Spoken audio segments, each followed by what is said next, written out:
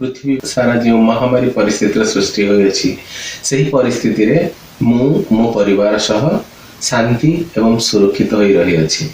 यही परिस्थिति रे घर पर जहाँ मोर आवश्यक जहाँ सब पदार्थ मो परिवार सहित जे किणी आनिली तापरे आमे समस्ते 14 रु 15 दिन धरी अलग अलग कोठरी रे बसवास कलु।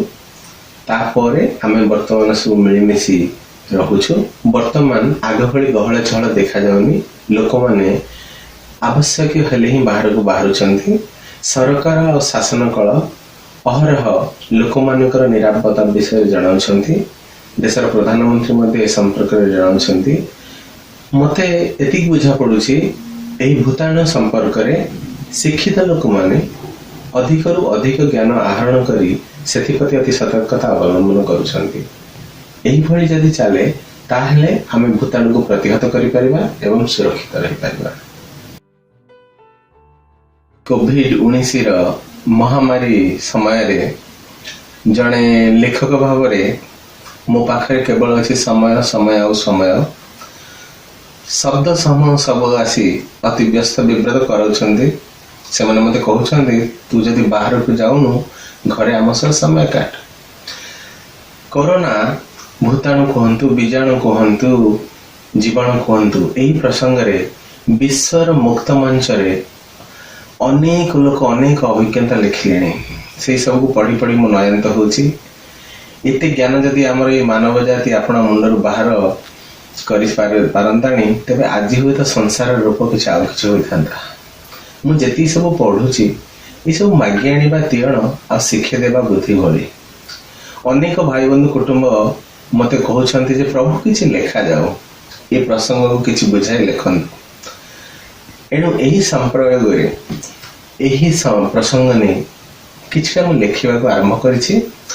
किंतु ता सहित मु मोर सर्जना को आउरी परिप्रकार करिया पई अनेक समय मिलिछि। आम सेथिरे समय अतिबाहित करूछि।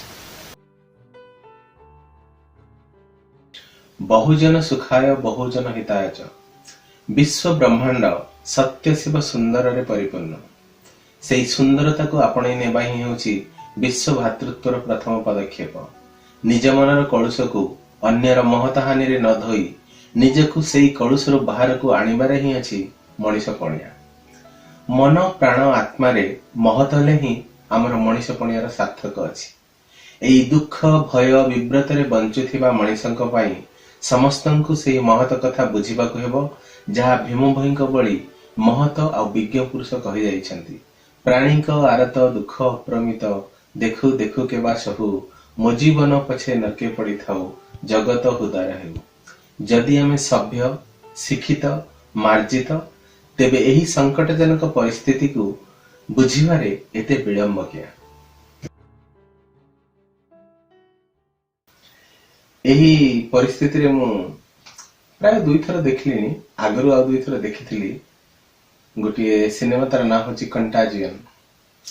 2011 मसिहार निर्मित चलचित्र रे एभली किछि दर्शाଯାଇଛି जहा कि आजिर परिस्थिति को अबिकल भाव मिसी जाଉଛି। एही परिस्थिति रे मु टेडएक्स मंचर स्टीफन पेट्रानेक गोटे मृतचित्र देखिथिली जहा ना होची 8 ways the world could suddenly end। सेथिरे मध्य सेही विज्ञ व्यक्ति जनक पृथ्वी विनाशर एही भली 8टी कारण दर्शाइछन्ती। सेही 8टी कारण भितर एही कारणटी गोटे थिला। 2015 रे बिल गेट्स मुक्त मंच रे कहिथिबा आ गोटे वीडियो मध्ये देखिथिली।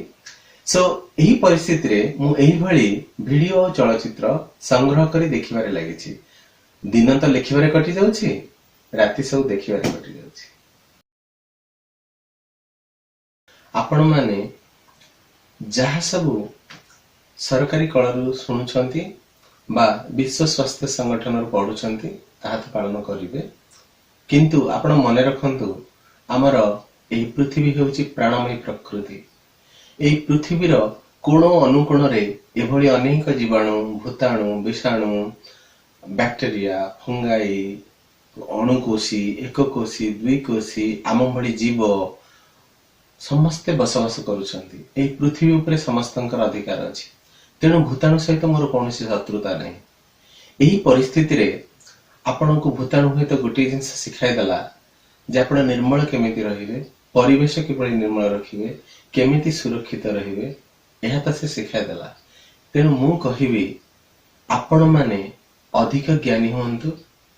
ପ୍ରତ୍ୟେକ ଜୀବ ସମ୍ବନ୍ଧରେ, ପ୍ରତ୍ୟେକ ଭୂତାଣୁ ସମ୍ବନ୍ଧରେ ଅଧିକରୁ ଅଧିକ ଜ୍ଞାନ ଆହରଣ କରନ୍ତୁ। ସେତେବେଳେ ଦେଖିବେ ଆପଣଙ୍କୁ ସରକାର କିମ୍ବା ଶାସନ କୂଳକୁ କିଛି ଉପଦେଶ ଦେବାର ଆବଶ୍ୟକ ରହିବନି। ଆପଣ ବିଶ୍ୱବିଜୟୀ ହେବେ ଆଉ ଏହି ଭୂତାଣୁ ବୀଜାଣୁ ଜୀବାଣୁଙ୍କ ସହିତ ସୁରକ୍ଷିତ ଏହି ସଂସାରରେ ଆତଜାତ ହୋଇପାରିବେ। ଏତିକି ହିଁ ମୋର ଆପଣଙ୍କୁ ଅନୁରୋଧ ଆଉ ଏହା ହିଁ ପ୍ରାର୍ଥନା। ସର୍ବେ ଭବନ୍ତୁ ସୁଖୀ।